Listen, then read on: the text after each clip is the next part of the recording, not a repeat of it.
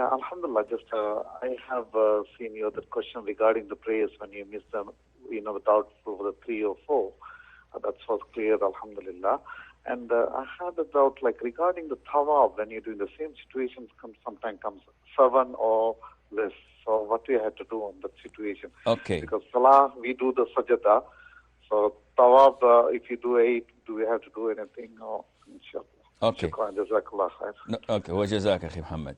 Brother Muhammad has a very valid question.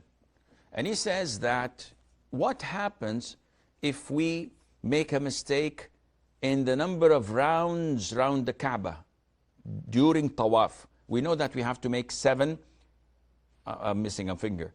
We have to make 7 rounds the Kaaba. So what happens if someone makes a mistake? The same rule applies. If you're doubtful whether you have done 2 or 3, the doubt is in the 3rd. So cast it away and continue to bring 5 more. What happens if I am doubtful whether I did 6 or 7?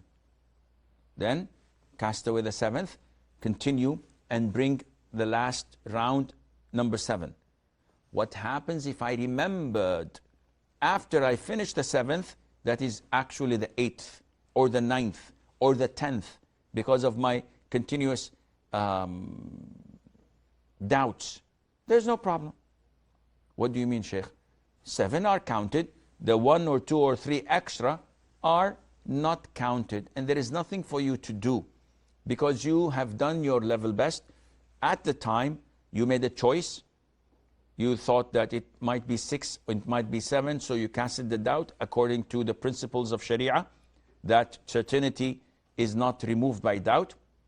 You finished the 7th, and afterwards, you've discovered that this wasn't the 7th. Actually, it was the 8th.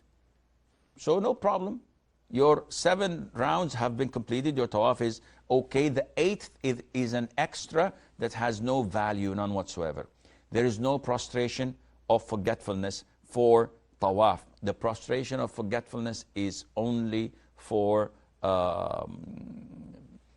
the prayer. Likewise in Hajj, if someone throws the stones saying Allahu Akbar, Allahu Akbar, and he's doubtful, 7 or 6, and he throws 1 more, then he discovers 8. Throw 9 or 10. This doesn't affect it. It's not part of the worship. 7 is what counts. The rest is void, has no value, and there is no way to rectify it because you didn't do it as an innovation. And this is a problem. If someone finishes 7 and he knows that he has finished 7, he says, what the heck, let me do an extra 2. No, this is not permissible. This is an innovation. Like when performing wudu, you wash your arms 3 times, this is the max. We know that washing it once is sufficient. It's part of the sunnah. But someone washes it 3 times and then says, let me do another one just to be safe. No, this is an innovation and this is not permissible. So in wudu, if someone is doubtful whether he did 2 or 3, do we say cast the doubt and continue the 3? I say no reason for that, because once is sufficient. 1 time is sufficient. It does the job. So why go into that extreme? And Allah Azza wa Jal knows best.